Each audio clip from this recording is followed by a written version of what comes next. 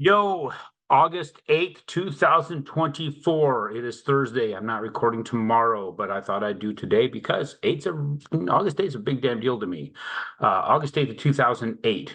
Everybody that was, living remembers August of 2008. That was a rough freaking time. We took a beating. Now, you may have not been in the market. You may not have been buying real estate. You may not really understood what happened, but it was completely devastating. So you had an oversupply of real estate at that time.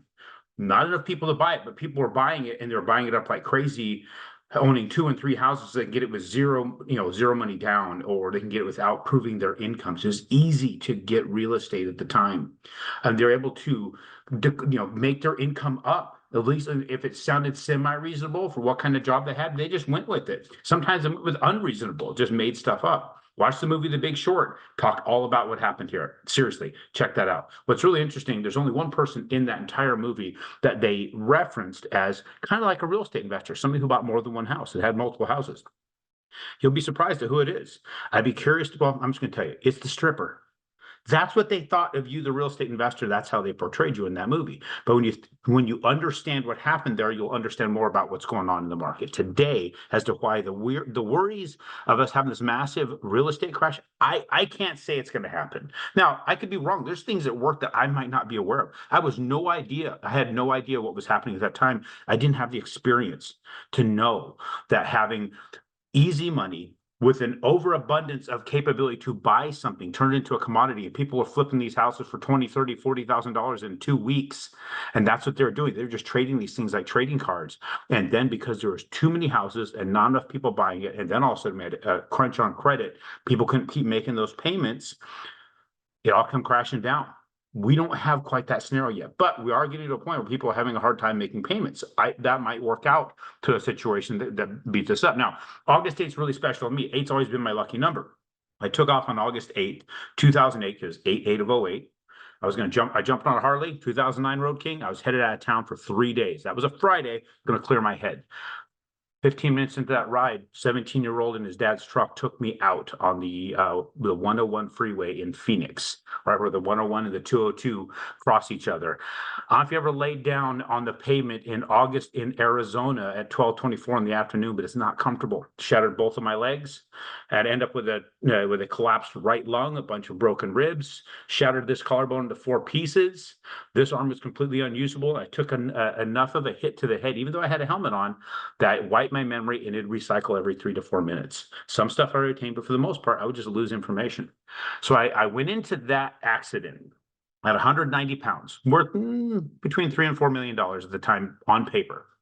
I got wheeled out of that hospital weeks later in a wheelchair, 156 pounds with a negative net worth of 1.5 million.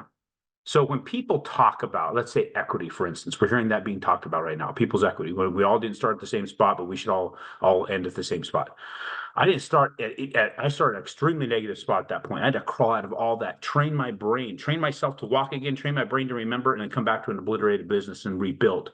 You can do that. You can rebuild. If you're going to take any beating during any of this, it's possible to rebuild. Don't get discouraged. Anything that happens is not perfect, right? Right now, the biggest lament people have is, man, I could have caught the interest rates in the last couple of days. Who cares? It doesn't matter.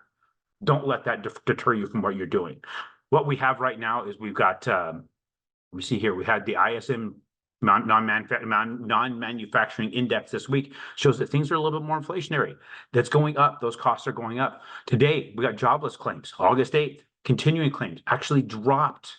Initial claims actually dropped. They expected, we see here, they forecasted 250, reading at 250,000, we're at 233,000. Last month's continuing claims are 1.86 million. It's 1.87 million. So we have a little bit of an increase, actually, had a little bit of a bump up. But where the initial claims went down significantly. That's an interesting mix there. So between the ISM and the continuing claims, and the initial claims, actually, that right there might be a reason. I don't know if they're going to hold on dropping. I don't know if the Fed's going to get all the stuff that he needs to be able to say, yeah, we should drop this rate. We'll see. We'll just let him see. I think it's only one time this year, but we'll see what they do. But here's the real news here that I wanted to share, because we talk about it all the time. I show you the charts. But you're looking at these charts, we see that big old spike up, right? Because of the sell-off in the stocks. We had to go, the money had to go somewhere. It went here, a lot of fear in the stocks. They went to what they call the flight to safety, which is bonds, which is really the cleanest dirty shirt in the laundry, if you want to get down to it. Put in there, started, then the next day, lost all of it, went below, right? This was on Tuesday, went below that line. I was showing you that we were breaking the line. We actually closed below it. Yesterday, we tried to hit it, wouldn't break it. Today, we started high, touched it, but right down below it. That is a very, very, very strong ceiling. That price point created back in 2008. Remember, I talked about 2008. They did quantitative easing in November 2008. That's a very, very strong, strong line. So that's just telling you our rates are where they are. Literally, I think we've halted. We've seen our lowest point. And if you didn't grab it, you're still in a great spot. Grab it if you're floating. If you've locked, good for you. Good that you're locked. Stay locked, because I don't know where we're heading. We'll talk to you guys on Tuesday.